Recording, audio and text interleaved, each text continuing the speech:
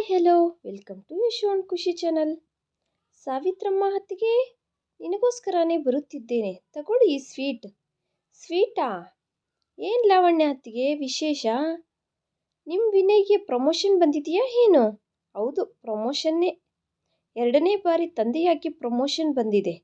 ಅಂದರೆ ನಮ್ಮ ಮೋನಿಕಾ ಪ್ರೆಗ್ನೆಂಟ್ ಆಗಿದ್ದಾಳೆ. ಆ ಮಾತು ಕೇಳಿಸಿಕೊಂಡ ಸಾವಿತ್ರಮ್ಮ ಶಾಕ್ನಿಂದ ಸ್ವೀಟನ್ನು ಕೆಳಗಡೆ ಬೀಳಿಸಿದಳು. ಅದೇನು, ನಿಮ್ಮ ಸೊಸೆಗೆ ಅಸಲು ಮಕ್ಕಳೇ ಹುಟ್ಟುವುದಿಲ್ಲ ಅಂದಿರಿ ಅಲ್ವಾ? ಹೌದು, ಆದರೆ ಪಕ್ಕದ ಊರಿನಲ್ಲಿ ಹೊಸದಾಗಿ ಯಾರೋ ಡಾಕ್ಟರ್ ಬಂದಿದ್ದಾರೆಂದು ನಮ್ಮ ನೆಂಟರು ಹೇಳಿದರೆ ಹೋದೆವು. 3 ತಿಂಗಳಿಂದ ಔಷಧಿ ತಿನ್ನುತ್ತಿದ್ದಾಳೆ. 4ನೇ ತಿಂಗಳು ಮುಗಿಯುವುದರ ಒಳಗೆ ಪ್ರೆಗ್ನೆಂಟ್ ಆಗಿದ್ದಾಳೆ. ನೋಡಿದೆಯಾ ನಮ್ಮ ಅದೃಷ್ಟ? ಹೌದೌದು, ನನಗೂ ಸಹ ತುಂಬ ಸಂತೋಷವಾಗುತ್ತಿದೆ. ಕಾಣಿಸುತ್ತಲೇ ಇದೆ ಬಿಡಿ ಅತ್ತಿಗೆ ನಿಮ್ಮ ಸಂತೋಷ. ನನ್ನ ಸೊಸೆಗೆ ಮಕ್ಕಳು ಹುಟ್ಟುವುದಿಲ್ಲ ಎಂದು ಈ ಬೀದಿಯವರೆಲ್ಲ ಹೀಯಾಳಿಸಿದರು ಅಲ್ವಾ? ಅವರೆಲ್ಲರಿಗೂ ಕೊಟ್ಟು ಬರುತ್ತೇನೆ ಈ ಸ್ವೀಟ್. ಹೋಗುತ್ತೇನೆ ಅತ್ತಿಗೆ. ಒಳ್ಳೆಯದು ಅತ್ತಿಗೆ. ಈ ಲಾವಣ್ಯಗೆ ಈ ಬೀದಿಯವರು ಹೇಳಿಬಿಡುತ್ತಾರೇನೋ ಮೋನಿಕಾಗೆ ಮಕ್ಕಳು ಹುಟ್ಟುವುದಿಲ್ಲ ಅನ್ನುವ ವಿಷಯ ನಾನೇ ಎಲ್ಲರಿಗೂ ಹೇಳಿದೆ ಎಂದು. ಅದೃಷ್ಟದ ಸುಳಿ ಇರುವವಳೆ ಆ ಹುಡುಗಿ. ಆ ವಿನಯ್ಗೆ ಮದುವೆಯಾದ 3 ವರ್ಷಕ್ಕೆ ಹೆಂಡತಿ ತೀರಿಕೊಂಡಳು. ಎಲ್ಲೋ ರೋಡಿನ ಮೇಲೆ ಕಾಣಿಸಿದ ಈ ಹುಡುಗಿಯನ್ನು ಕರೆದುಕೊಂಡು ಬಂದನು. ನಮ್ಮವನಿಗೆ ಮತ್ತೆ ಮದುವೆಯಾಗಿದೆ ಎಂದು. ಆಗ ಈ ಲಾವಣ್ಯ ಭೂಮಿಯ ಮೇಲೆ ನಿಲ್ಲಲೇ ಇಲ್ಲ. ಬಂದ ಆ ಹುಡುಗಿಗೆ ಮಕ್ಕಳು ಹುಟ್ಟುವುದಿಲ್ಲ ಎಂದರೆ ಚೆನ್ನಾಗಿ ಆಗಿದೆ ಎಂದು ಅಂದುಕೊಂಡೆ. ಈಗ ನೋಡಿದರೆ ಪ್ರೆಗ್ನೆಂಟ್ ಆಗಿದ್ದಾಳೆ. ಇನ್ನು ಈ ಲಾವಣ್ಯವನ್ನು ಹಿಡಿಯಲಾಗುತ್ತದೆಯಾ?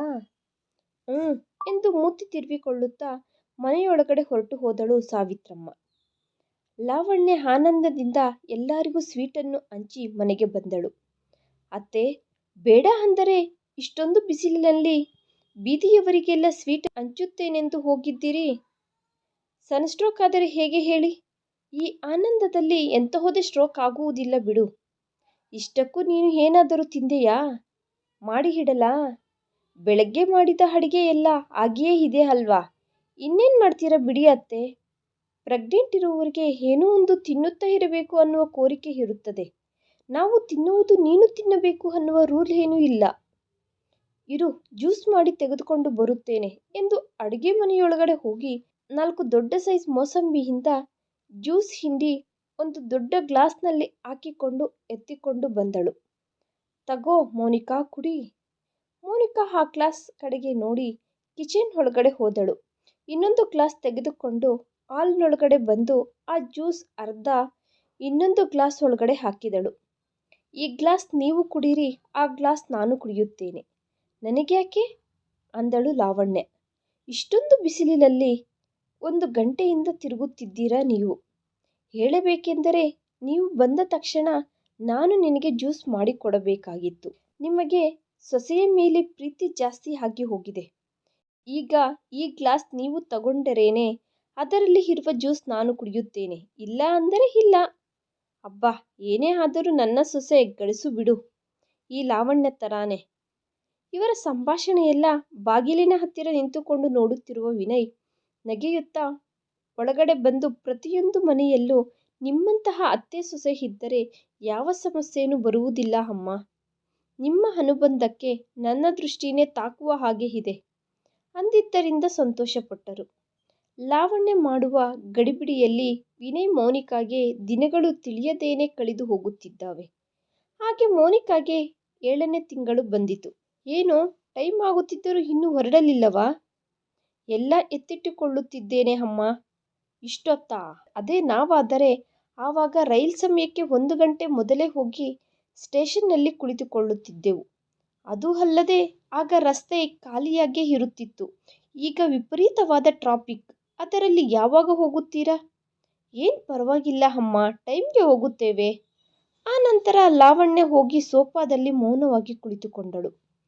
ಮೋನಿಕಾ ಅದು ಗಮನಿಸಿ ಆಕೆಯ ಹತ್ತಿರಕ್ಕೆ ಹೋಗಿ ಪಕ್ಕದಲ್ಲಿ ಕುಳಿತುಕೊಂಡು ಭುಜದ ಮೇಲೆ ಕೈ ಹಾಕಿ, ಏನಾಯಿತು ಅತ್ತೆ? ಇದ್ದಕ್ಕಿದ್ದ ಹಾಗೆ ಬೇಜಾರಾಗಿ ಕುಳಿತಿದ್ದೀರಾ? 3 ತಿಂಗಳು ನೀನು ಇಲ್ಲಿ ಇರುವುದಿಲ್ಲ ಎಂದು ನೆನಪು ಮಾಡಿಕೊಂಡರೇನೆ ನನಗೆ ಏನೋ ಒಂದು ತರಹ ಇದೆ ಮೋನಿಕಾ. ನಿಮ್ಮ ತವರು ಮನೆಗೆ ಹೋಗಲೇಬೇಕು ಅನ್ನುತ್ತೀಯಾ? ಅಸಲು ನಾನು ಹೋಗುತ್ತೇನೆ ಎಂದು ಹೇಳಿದೆನಾ ಅತ್ತೆ? ನೀವೇ ಈ ತಯಾರಿ ಎಲ್ಲ ಮಾಡಿದ್ದೀರಾ? ನನಗಾದರೆ ಇಲ್ಲೇ ಇರಬೇಕೆಂದು ಇದೆ. ಬೇಡ ಬಿಡಮ್ಮ, ನಿಮ್ಮ ತಂದೆ ತಾಯಿಗೂ ಸಹ ಒಬ್ಬೇ ಒಬ್ಬ ಮಗಳು ನೀನು. ನಿನ್ನ ಜೀವನದಲ್ಲಿ ಬಂದ ಕಷ್ಟಗಳಿಗೆ ಇದಕ್ಕಿಂತ ಮೊದಲು ಅವರು ತುಂಬ ಬಾಧೆ ಪಟ್ಟಿರುತ್ತಾರೆ. ಈಗಲಾದರೂ ನೀನು ಸಂತೋಷವನ್ನು ಕಣ್ಣಾರೆ ನೋಡಿಕೊಳ್ಳುವ ಅದೃಷ್ಟ ಅವರಿಗೆ ಕೊಡಬೇಕು ಅಲ್ವಾ? ಮಗಳ ಹೊಟ್ಟೆಯಲ್ಲಿ ಮಗುವಿನ ಜೊತೆ ತಾಯಿ ಆಗುತ್ತಿದ್ದೇನೆ ಅನ್ನುವ ಆನಂದದಿಂದ ತವರು ಮನೆಯಲ್ಲಿ ತಿರುಗಾಡುವುದು ಒಬ್ಬ ತಾಯಿಗೆ ಎಷ್ಟು ಸಂತೋಷವನ್ನು ಕೊಡುತ್ತದೆಯೋ ನನಗೆ ಗೊತ್ತು. ನಾನು ಸಹ ಒಬ್ಬ ತಾಯಿನೇ ಅಲ್ಲ. ಅತ್ತೆಯ ಮನೆಯಲ್ಲಿ ಎಷ್ಟೇ ಸಿರಿ ಸಂಪತ್ತುಗಳು ಇದ್ದರೂ, ಎಷ್ಟೇ ಆಧರಣ ಇದ್ದರೂ ಸಹ ತವರು ಮನೆಯ ಮೇಲೆ ಹೆಣ್ಣು ಮಕ್ಕಳಿಗೆ ಪ್ರೀತಿ ಕಡಿಮೆಯಾಗುವುದಿಲ್ಲ. ಈ ಸಮಯದಲ್ಲಿ ನೀನು ನಿಮ್ಮ ಅಮ್ಮನ ಪಕ್ಕದಲ್ಲಿ ಇರುವುದೇ ಒಳ್ಳೆಯದು. ಅಲ್ಲಿ ಏನಾದರೂ ಸೌಕರ್ಯಕ್ಕೆ ತೊಂದರೆಯಾದರೆ ವಿನಯ್ಗೆ ಫೋನ್ ಮಾಡು, ಅವನು ಹೊಂದಾಣಿಕೆ ಮಾಡುತ್ತಾನೆ ಅನ್ನುತ್ತಾ ಕಣ್ಣೀರು ಇಟ್ಟುಕೊಂಡಳು ಲಾವಣ್ಯ. ಸಾಕು ಸಾಕು ಬಿಡೇ, ಬಸಿರಿ ಆಗಿರುವ ಸೊಸೆಯನ್ನು ಅಳಿಸುತ್ತೀಯಾ ಏನು ಅನ್ನುತ್ತಾ ವಿಷಯವನ್ನು ಬೇರೆ ಕಡೆ ತಿರುಗಿಸುವ ಪ್ರಯತ್ನ ಮಾಡಿದನು ಲಾವಣ್ಯ ಗಂಡ ಸೊನ್ನೆಗೌಡ. ಕುಟುಂಬವೆಲ್ಲ ಭಾವೋದ್ವೇಗಕ್ಕೆ ಒಳಗಾದರು. ಆ ನಂತರ ವಿನಯ್, ಮೌನಿಕಾ, ರಿಷಿ. ವಿನಯ್ ತನ್ನ ಮೊದಲನೇ ಹೆಂಡತಿ ಜನ್ಮ ಕೊಟ್ಟ ಮಗ, ವಯಸ್ಸು 10 ವರ್ಷ. ಮೂವರು ಸೇರಿ ರೈಲ್ವೆ ಸ್ಟೇಷನ್ಗೆ ಹೋದರು. ಸಾಯಂಕಾಲದ ಸಮಯ. ಆ ದಿನ ಗಾಳಿ ತುಂಬಾ ಬೀಸುತ್ತಿದೆ. ಆಕಾಶದಲ್ಲಿ ಮೋಡಗಳು ಕವಿದುಕೊಂಡಿದ್ದಾವೆ. ಮೌನಿಕಾ, ಮಳೆ ಬರುವ ಹಾಗೆ ಇದೆ, ಬೇಗ ಟ್ರೈನ್ ಹತ್ತು. ಸರಿ ರೀ. ರಿಷಿ, ಬಾ ಮಗನೇ, ನೀವು ಹೋಗಿ ನಮ್ಮ ಸೀಟಿನ ಬಳಿ ಕುಳಿತುಕೊಳ್ಳಿ, ನಾನು ಕುಡಿಯಲು ನೀರು ತೆಗೆದುಕೊಂಡು ಬರುತ್ತೇನೆ. ಹಾಗೆ ಹೇಳಿ ವಿನಯ್ ಒಂದು ಶಾಪ್ ಹತ್ತಿರಕ್ಕೆ ಹೋದನು. ಆತನು ಕುಡಿಯಲು ನೀರು ತೆಗೆದುಕೊಂಡು ಬರುತ್ತಿದ್ದಾಗ ಪಕ್ಕದಲ್ಲೇ ಒಬ್ಬ ವ್ಯಕ್ತಿಯ ಜೊತೆ ಆತನ 5 ವರ್ಷದ ಮಗ, ಅಪ್ಪ, ತುಂಬಾ ಜನ ಇದ್ದಾರೆ, ನಾವು ಹೇಗೆ ಹತ್ತೋಣ? ಹೌದು ಕಣೋ, ರಿಸರ್ವೇಶನ್ ಮಾಡಲಿಲ್ಲ. ಜನರಲ್ ಬೋಗಿಗಳು ತುಂಬಾ ರಶ್ ಆಗಿ ಇದ್ದಾವೆ. ಅಷ್ಟೊಂದು ರಶ್ನಲ್ಲಿ ನಿನ್ನನ್ನು ಎತ್ತಿಕೊಂಡು ಹೇಗೆ ಹತ್ತುವುದು? ರಿಸರ್ವೇಶನ್ಗೆ ಹತ್ತಿದರೂ ನಿನ್ನನ್ನು ಕುಳಿಸುವುದಕ್ಕೆ ಸೀಟ್ ಸಿಗುತ್ತದೆಯೋ ಇಲ್ಲವೋ, ಏನ್ ಮಾಡೋಣ? ಡ್ಯಾಡಿ, ಮತ್ತೆ ಮನೆಗೆ ಹೊರಟು ಹೋಗೋಣವಾ? ನನ್ನನ್ನು ಅತ್ತೆಯವರ ಮನೆಗೆ ಕರೆದುಕೊಂಡು ಹೋಗುವುದಿಲ್ಲವಾ? ಹಾಗೆ ಅವರಿಬ್ಬರು ಮಾತನಾಡಿಕೊಂಡ ಮಾತುಗಳು ಕೇಳಿಸಿಕೊಂಡ ವಿನಯ್ ಅವರ ಹತ್ತಿರಕ್ಕೆ ಹೋದನು. ನಮಸ್ತೆ ರೀ. ನಮಸ್ತೆ. ನೀವು ಮಾತನಾಡಿದ್ದು ಕೇಳಿಸಿಕೊಂಡೆ. ನಮಗೆ ರಿಸರ್ವೇಶನ್ಸ್ ಇದ್ದಾವೆ. ನನ್ನ ಜೊತೆ ನಮ್ಮ ಸೀಟ್ ಹತ್ತಿರಕ್ಕೆ ಬನ್ನಿ. ನಿಮಗೆ TC ಬೇರೆ ಯಾವುದಾದರೂ ಸೀಟ್ ಅಲರ್ಟ್ ಮಾಡಿದರೆ ಓಕೆ, ಇಲ್ಲದಿದ್ದರೆ ನಮ್ಮ ಸೀಟ್ನಲ್ಲೇ ಅಡ್ಜಸ್ಟ್ ಆಗೋಣ. ಅಯ್ಯೋ, ನಿಮಗ್ಯಾಕೆ ರೀ ತೊಂದರೆ? ಪರವಾಗಿಲ್ಲ, ಚಿಕ್ಕ ಮಕ್ಕಳ ಜೊತೆ ಹೇಗಿರುತ್ತದೆಯೋ ನನಗೆ ಗೊತ್ತು. ನಿನ್ನ ಸಂಕೋಚದಿಂದ ಈ ಮಗುವಿಗೆ ತೊಂದರೆ ಇಡುತ್ತೀರಾ ಏನು? ಬನ್ನಿ ಅನ್ನುತ್ತಾ ಆತನ ಕೈ ಹಿಡಿದುಕೊಂಡು ಕರೆದುಕೊಂಡು ಹೋದನು ವಿನಯ್. ಟ್ರೈನ್ ಒಳಗಡೆ ಅವರ ಸೀಟನ್ನು ನೋಡಿಕೊಂಡು ರಿಷಿಯನ್ನು ಕುಳಿಸಿ ಆ ಮಗುವಿನ ಪಕ್ಕದಲ್ಲಿ ಕುಳಿತುಕೊಂಡಳು ಮೌನಿಕಾ. ರಿಷಿ, ಏನಾದರೂ ತಿನ್ನುತ್ತೀಯಾ? ಕೊಡಲಾ? ಬರುವಾಗ ತಿಂದ್ವಿ ಅಲ್ವಾ ಮಮ್ಮಿ, ಮತ್ತೆ ತಿನ್ನುತ್ತೇನೆ ಬಿಡು. ಡ್ಯಾಡಿ ನನ್ನನ್ನು ಮತ್ತೆ ಕರೆದುಕೊಂಡು ಬಂದು ಬಿಡುತ್ತಾರಾ ಮಮ್ಮಿ? ಅಮ್ಮಮ್ಮ ಅವರ ಮನೆಯಲ್ಲಿ ಇರಲು ಬಿಡುವುದಿಲ್ಲವಾ? ಮನೆಯಲ್ಲಿ ನೀನು ಸಹ ಇಲ್ಲದಿದ್ದರೆ ನಿಮ್ಮ ಅಜ್ಜಿ ತುಂಬ ಚಿಂತೆ ಮಾಡುತ್ತಾರೆ ಎಂದು ನಿಮ್ಮ ತಂದೆಯ ಹೆದರಿಕೆ.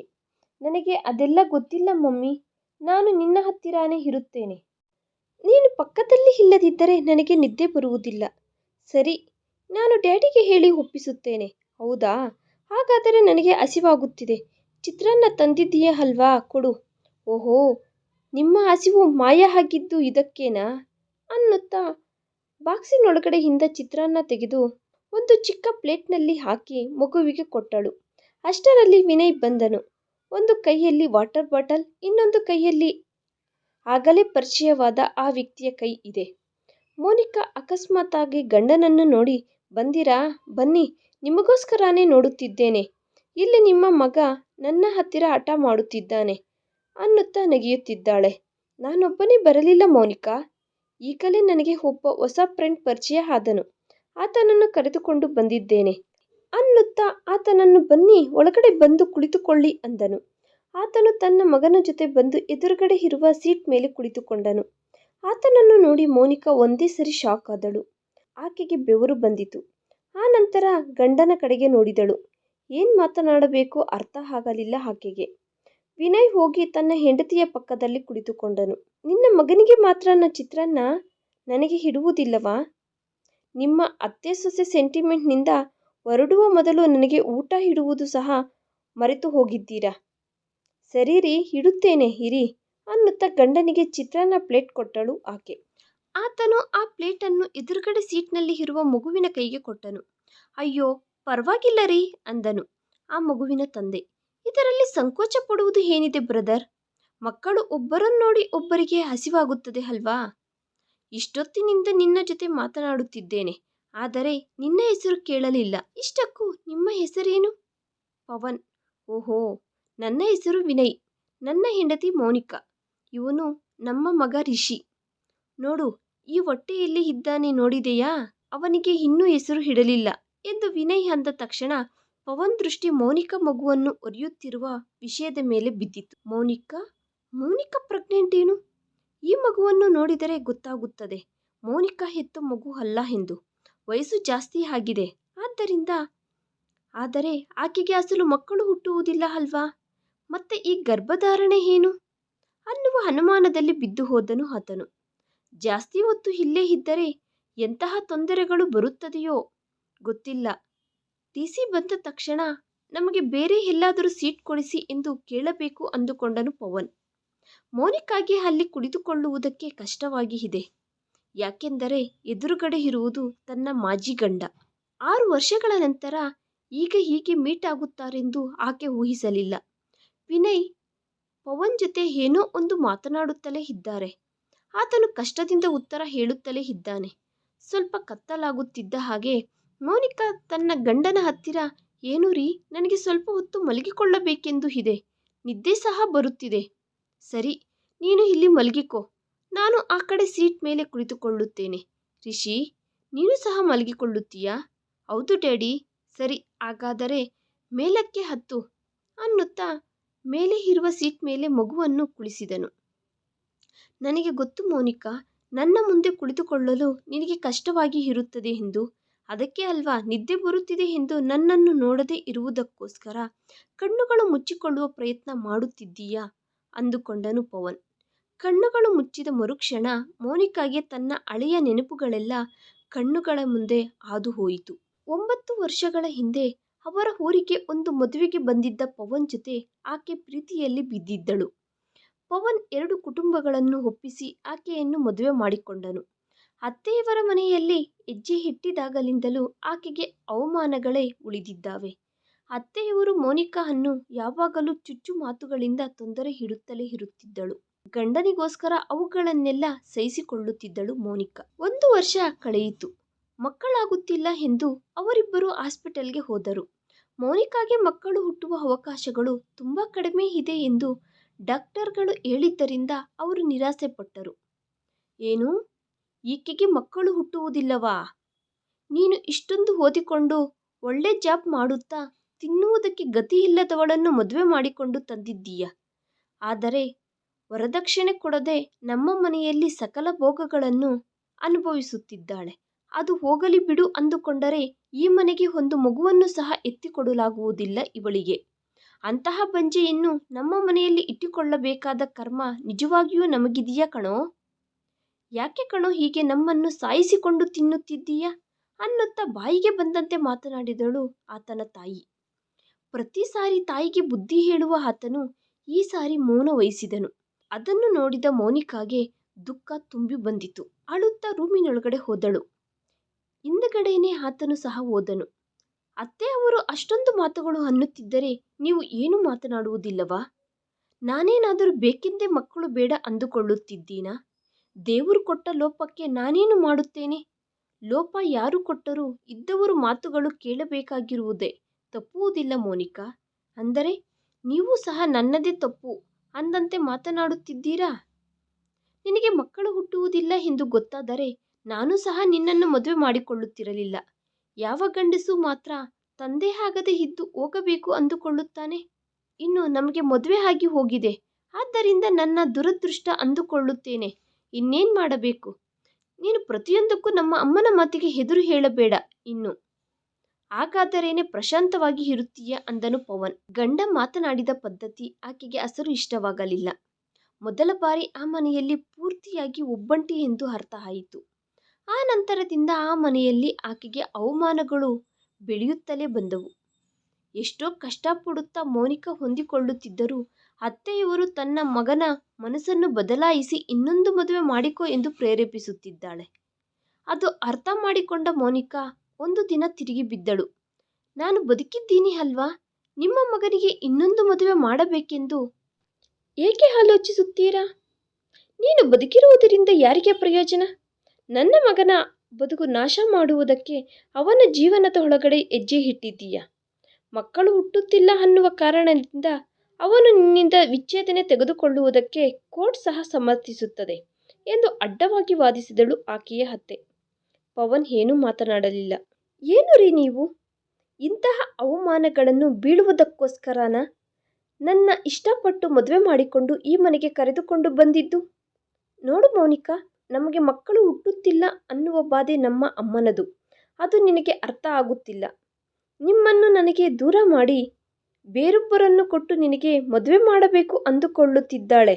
ಅದು ನಿಮಗೆ ಅರ್ಥ ಆಗುತ್ತಿದೆಯಾ?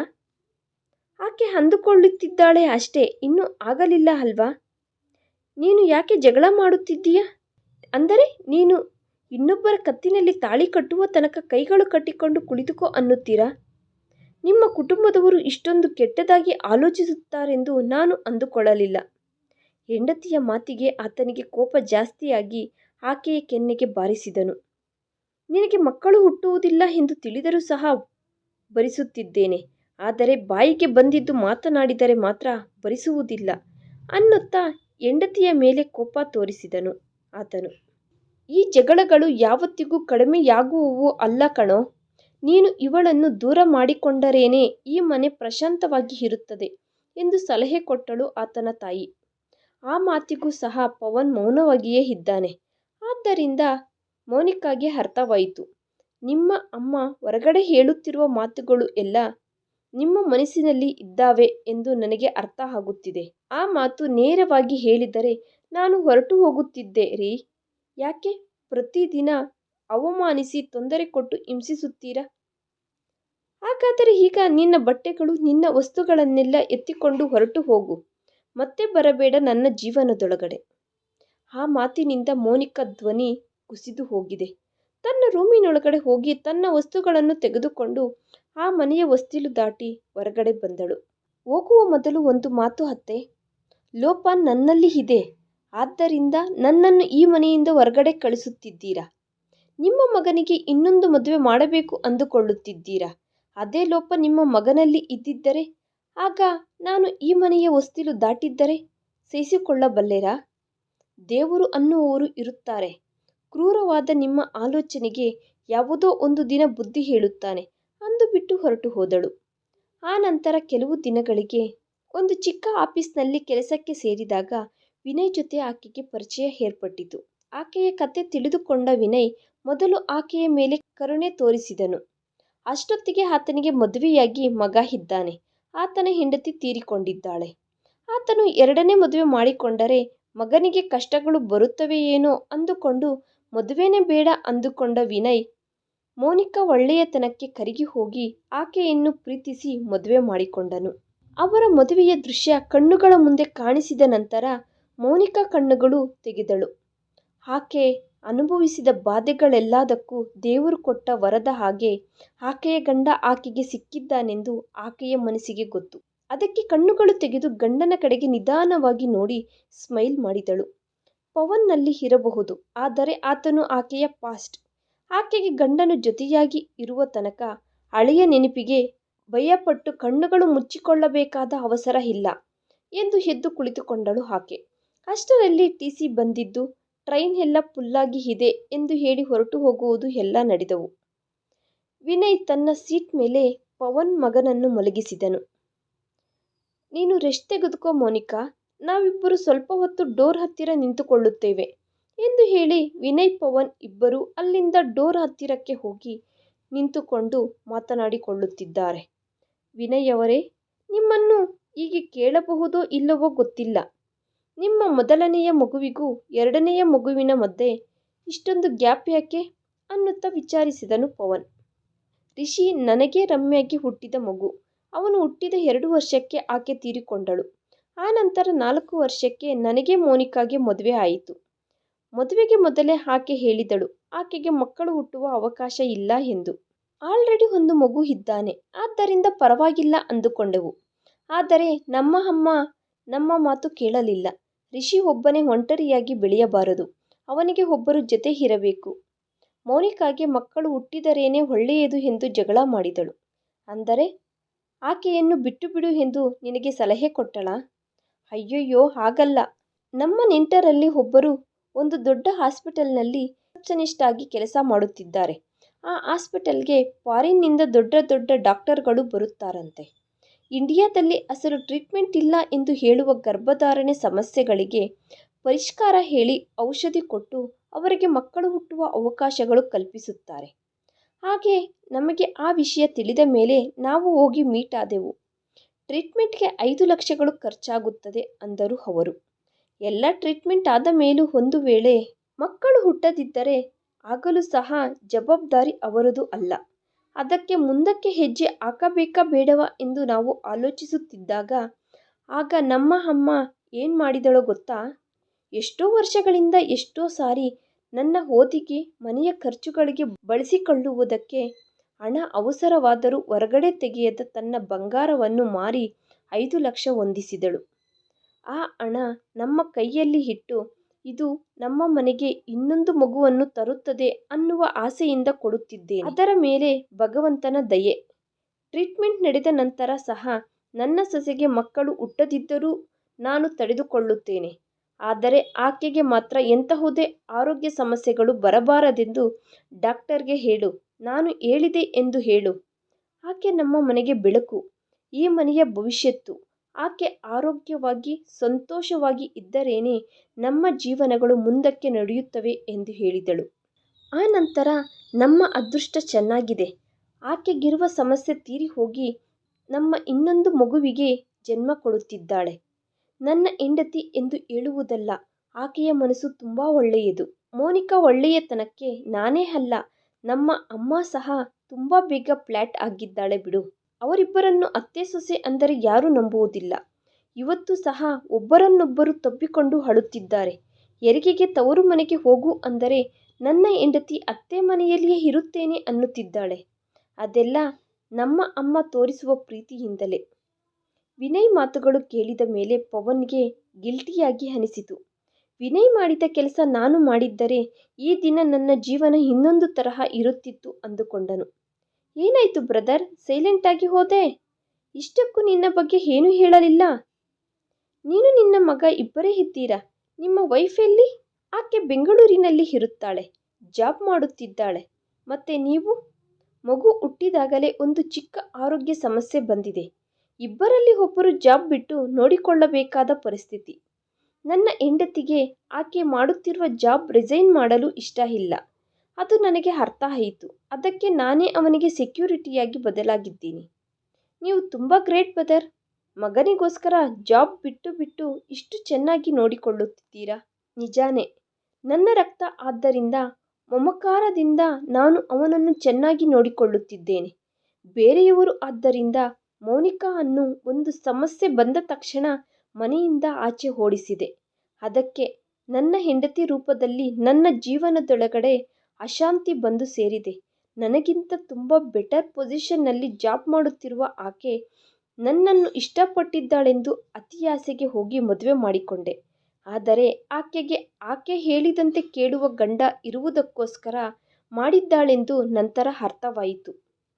ಹೆತ್ತ ಮಗನಿಗೋಸ್ಕರ ಸಹ ತನ್ನ ಸಮಯವನ್ನು ಕೊಡಲಾಗದಷ್ಟು ಒಳ್ಳೆ ತಾಯಿ ನನ್ನ ಹೆಂಡತಿ. ಕಟ್ಟಿಕೊಂಡವನ ಆತ್ಮಗೌರವ ಇದ್ದರೂ ಇಲ್ಲದಿದ್ದರೂ ಪರವಾಗಿಲ್ಲ ಅಂದುಕೊಳ್ಳುವ ಮನಸ್ತತ್ವ ಇದ್ದವಳು ಆಕೆ. ಅದಕ್ಕೆ ಇವೆಲ್ಲ ತಡೆದುಕೊಳ್ಳಲಾಗದೆ ಮಗುವನ್ನು ಕರೆದುಕೊಂಡು ಆಕೆಯಿಂದ ಶಾಶ್ವತವಾಗಿ ಬಂದುಬಿಟ್ಟೆ. ಆದರೆ ಇವೆಲ್ಲ ನಿಮಗೆ ಹೇಳಲಾಗುವುದಿಲ್ಲ. ಮೋನಿಕಾ ವಿಷಯದಲ್ಲಿ ನಾನು ಮಾಡಿದ ತಪ್ಪಿಗೆ ನನಗೆ ಶಿಕ್ಷೆ ಬಿದ್ದಿದೆ. ಆಕೆಗೆ ಅರ್ಹತೆ ಇದೆ. ಆದ್ದರಿಂದ ಮತ್ತೆ ತನ್ನ ಜೀವನದೊಳಗಡೆ ಆನಂದಗಳು ಬಂದಿದ್ದಾವೆ. ಆ ಆನಂದ ನಾನು ಕಣ್ಣುಗಳ ಮುಂದೆ ಇದ್ದರೆ ಸ್ಥಿರವಾಗಿ ಇರುವುದಿಲ್ಲ. ಅದಕ್ಕೆ ಆದಷ್ಟು ಬೇಗ ಹೊರಟು ಹೋಗಬೇಕು ಅಂದುಕೊಂಡನು ಪವನ್. ವಿನಯ್ ಅವರೇ, ನಾನು ಇಳಿಯಬೇಕಾದ ಸ್ಟೇಷನ್ ಇದೆ. ನಾನು ಮಗುವನ್ನು ಕರೆದುಕೊಂಡು ಬರುತ್ತೇನೆ. ಸರಿ. ಪವನ್ ನಿದ್ದೆ ಮಾಡುತ್ತಿರುವ ತನ್ನ ಮಗನನ್ನು ಎತ್ತಿಕೊಂಡು ಜೇಬಿನೊಳಗಡೆಯಿಂದ ಒಂದು ಸ್ಲಿಪ್ ತೆಗೆದು ಮೋನಿಕಾ ಕೈಗೆ ಕೊಟ್ಟು ಆಕೆಗೆ ಬಾಯ್ ಹೇಳಿ ಹೊರಗಡೆ ಬಂದು ಬಿಟ್ಟನು. ಮೋನಿಕಾ ಆ ಸ್ಲಿಪ್ ಓಪನ್ ಮಾಡಿ ಓದಿದಳು. ನಿನ್ನ ಸಂತೋಷಗಳಿಗೆ ಯಾರ ದೃಷ್ಟಿ ತಗಲಬಾರದು, ನನ್ನದೂ ಸಹ ಬಾಯ್ ಎಂದು ಬರೆದು ಇದೆ. ಅದು ಓದಿದ ತಕ್ಷಣ ಮೋನಿಕಾ ಕಣ್ಣುಗಳಲ್ಲಿ ನೀರು ತಿರುಗಿದವು. ಹಿಂದೆ ನಡೆದ ಘಟನೆಯಲ್ಲಿ ಆಕೆಯ ತಪ್ಪು ಇಲ್ಲ ಎಂದು ತನ್ನ ಮಾಜಿ ಗಂಡ ಅರ್ಥ ಮಾಡಿಕೊಂಡಿದ್ದಾನೆಂದು ಆಕೆಗೆ ಅರ್ಥವಾಯಿತು. ವರ್ಷಗಳಿಂದ ಆಕೆಯ ಮನಸ್ಸಿನಲ್ಲಿ ಒಂದು ಮೂಲೆಯಲ್ಲಿ ಉಳಿದು ಹೋಗಿದ್ದ ಬಾಧೆ ರೆಕ್ಕೆಗಳು ಕಟ್ಟಿಕೊಂಡು ಎಗರಿ ಹೋಯಿತು. ಆ ನಂತರ ವಿನಯ್ ಅಲ್ಲಿಗೆ ಬಂದನು. ಅವರು ಹೊರಟು ಹೋದರು. ಮೋನಿಕಾ ಇಲ್ಲೇ ಇಳಿಯಬೇಕಂತೆ. ಮೋನಿಕಾ ಏನೂ ಮಾತನಾಡಲಿಲ್ಲ. ಗಂಡನನ್ನು ನೋಡಿ ಚಿರುನಗೆ ನಕ್ಕಳು. ನಂತರ ಆತನ ಪಕ್ಕದಲ್ಲಿ ಕುಳಿತುಕೊಂಡು ಆತನ ಕೈ ಹಿಡಿದುಕೊಂಡು, ನಿಮ್ಮ ಜೊತೆ ನನಗೆ ಜೀವನದಲ್ಲಿ ಎಲ್ಲ ಕೊಟ್ಟಿದೆ, ತುಂಬ ಸಂತೋಷವಾಗಿದ್ದೇನೆ ಅನ್ನುತ್ತಾ ತನ್ನ ಸಂತೋಷವನ್ನು ವ್ಯಕ್ತಪಡಿಸಿದಳು. ಬೆಳಕಾಗುವಷ್ಟರಲ್ಲಿ ಅವರು ಇಳಿಯಬೇಕಾಗಿರುವ ಊರು ಬಂದಿತು. ಅವರು ಮೂವರು ಸೇರಿ ಮೋನಿಕಾ ತವರು ಮನೆಗೆ ಹೋದರು. ಒಂದೆರಡು ದಿನಗಳು ವಿನಯ್ ಅಲ್ಲೇ ಇದ್ದು ಆ ನಂತರ ರಿಷಿ ಮೋನಿಕಾ ಅನ್ನು ಅಲ್ಲೇ ಬಿಟ್ಟು ಮತ್ತೆ ಊರಿಗೆ ಬಂದನು. ಆತನು ಮತ್ತೆ ಬರುವಷ್ಟರಲ್ಲಿ ಲಾವಣ್ಯ 2 ಬ್ಯಾಗ್ಗಳ ತುಂಬ ಆಕೆಯ ಬಟ್ಟೆಗಳನ್ನು ತುಂಬಿಕೊಂಡು ರೆಡಿಯಾಗಿದ್ದಾಳೆ. ಏನಮ್ಮ, ಎಲ್ಲಿಗೆ ಹೋಗುತ್ತಿದ್ದೀಯಾ? ಈ ಜೀವನ ಪೂರ್ತಿ ನಿನಗೆ ನಿಮ್ಮ ತಂದೆಗೆ ಚಾಕರಿ ಮಾಡುವುದೇ ನನಗೆ ಕೆಲಸನಾ ಏನು? ನಾನು ನನ್ನ ಸೊಸೆಯ ಹತ್ತಿರಕ್ಕೆ ಹೋಗುತ್ತಿದ್ದೇನೆ. ನೀನು ಹೊರಟು ಹೋದರೆ ನಮ್ಮ ಪರಿಸ್ಥಿತಿ ಏನು? ನಾವು ಗಂಡಸರು ಎಂದು ಹೇಳಿಕೊಳ್ಳುತ್ತೀರಾ ಅಲ್ವಾ? ಅದೇ ಅಹಂಕಾರದಿಂದ ಈ 3 ತಿಂಗಳು ಮನೆಯ ಕೆಲಸ, ಅಡುಗೆಯ ಕೆಲಸ ಎಲ್ಲ ಮಾಡಿಕೊಳ್ಳಿ. ನಾನು ನನ್ನ ಸೊಸೆಯನ್ನು, ನನ್ನ ಮೊಮ್ಮಗಳನ್ನು ಕರೆದುಕೊಂಡು ಮತ್ತೆ ಈ ಮನೆಗೆ ಬರುತ್ತೇನೆ ಅನ್ನುತ್ತಾ ಮನೆಯಿಂದ ಹೊರಟು ಸೊಸೆಯ ಹತ್ತಿರಕ್ಕೆ ಹೋದಳು. ವಿನಯ್, ಆತನ ತಂದೆ ಸಣ್ಣೇಗೌಡ ಇಬ್ಬರು ತಲೆಯ ಮೇಲೆ ಕೈ ಇಟ್ಟುಕೊಂಡು ಕುಳಿತುಕೊಂಡರು. 3 ತಿಂಗಳ ನಂತರ ಮುದ್ದಾದ ಹೆಣ್ಣು ಮಗುವಿನ ಜೊತೆ ಮೋನಿಕಾ ಮತ್ತೆ ಅತ್ತೆ ಮನೆಯಲ್ಲಿ ಹೆಜ್ಜೆ ಇಟ್ಟಳು. ಆ ನಂತರ ಇಬ್ಬರು ಮಕ್ಕಳ ಜೊತೆ ವಿನಯ್ ಮೋನಿಕಾ ಅವರ ಜೀವನ ಹಾಯಾಗಿ ಕಳೆದು ಹೋಯಿತು. ಶುಭಂ. ಈ ವಿಡಿಯೋ ನಿಮಗೆ ಇಷ್ಟವಾಗಿದ್ದರೆ ಪ್ಲೀಸ್ ಲೈಕ್ ಮಾಡಿ, ಶೇರ್ ಮಾಡಿ, ಸಬ್ಸ್ಕ್ರೈಬ್ ಮಾಡ್ಕೊಳ್ಳೋದು ಮಾತ್ರ ಮರಿಬೇಡಿ. Thanks for watching video.